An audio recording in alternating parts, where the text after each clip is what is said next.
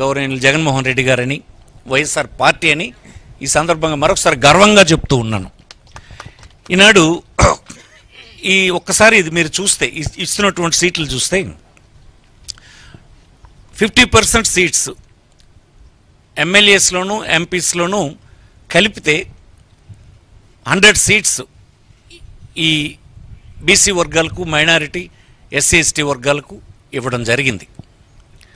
అలాగనే 175 MLA సీట్స్లో 29 ఎస్సీస్, 7 ఎస్టీస్, BCs 48, 91 OC, 7 minorities, ఇందులో అన్ని కేటగిరీస్లో కలిపి 19 మంది ఉమెన్ ఉన్నారు. అలాగే 25 ఎంపీ సీట్స్లో SC 4, ST 1, BC 11 seats BC ఉన్నారు, ఓసీ 9. టోటల్ కేటగిరీ అన్ని కేటగిరీస్లో కలిసి 5 ఉమెన్. 200 ఎమ్మెల్యే ఎంపీ సీట్స్లో డిస్ట్రిబ్యూషన్ ఒకసారి చూసుకుంటే ఎలా ఉందంటే SC 33, ST 8, BC 59, OC 100, 7 minorities, అన్ని కేటగిరీస్లో 24 ఉమెన్ క్యాండిడేట్స్ ఈసారి ముఖ్యమంత్రి గారు ఎంపిక చేశారు.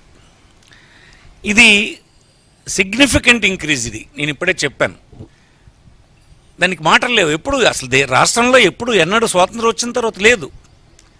ఫస్ట్ టైం ఇది. ఇంకే రాజకీయ పార్టీ ఈ రాష్ట్రంలో చేయలేదు. బీసీలకు చేసామని, బీసీలకు అధికారం ఇస్తామని, ఇది బీసీల పార్టీ అని చెప్పిన వాళ్ళు ఏనాడు ఇలా చేయలేదు. ఈనాడు ఇంత పెద్ద ఎత్తున ఈ నంబర్ ఉందని మీకు ఈ సందర్భంగా మనవి చేస్తున్నాను. అలాగనే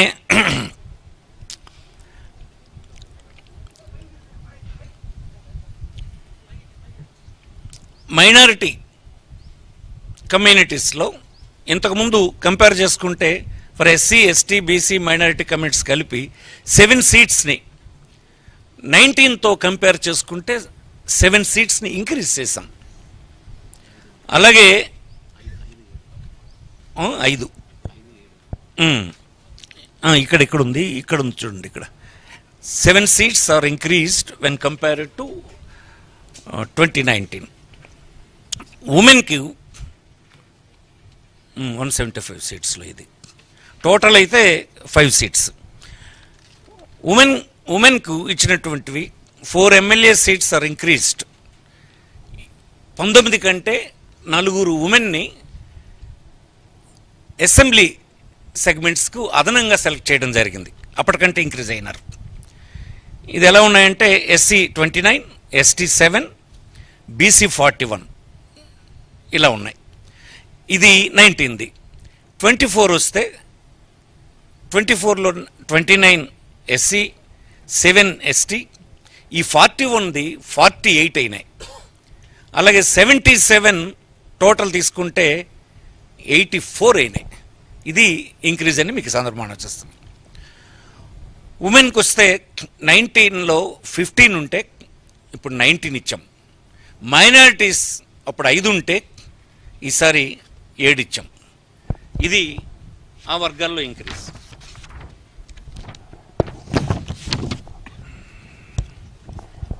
ఇరవై 25 ఎంపీ సీట్స్లో 4 సీట్స్ ఇంక్రీజ్ చేశాం. ఇది 2019లో ఇచ్చిన దానికంటే 4 ఎంపీ సీట్లు ఇంక్రీజ్ అయినాయి. ఉమెన్కి ఇచ్చినప్పుడు 1 సీట్ ఎంపీ సీట్ని 19 కంటే ఇంక్రీజ్ చేసి ఇవ్వడం జరిగింది.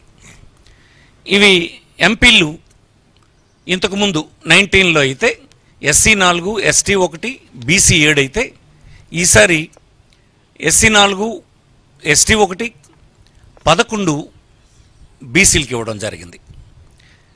ఇంత ఇంక్రీజ్ ఎంపీస్లో ఈసారి ఉందని మీకు ఈ సందర్భం మనం చేస్తున్నాం. ఉమెన్లో అప్పుడు 19లో 4 ఇస్తే ఈసారి 5 ఇవ్వడం జరిగింది ఎంపీస్ వరకు వస్తే. అలాగే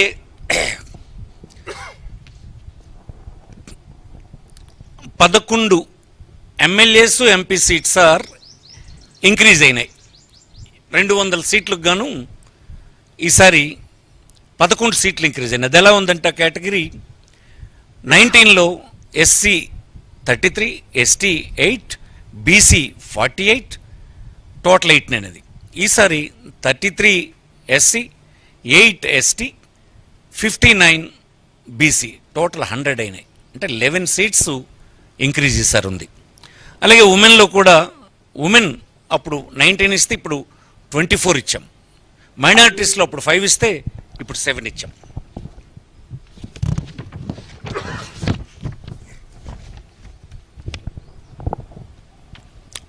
నైన్టీన్ కంటే ఈసారి ఉమెన్ రిప్రజెంటేషన్ పెరిగింది, బీసీస్ రిప్రజెంటేషన్ బాగా పెరిగింది. ఇది ఒక రాజకీయ పార్టీకి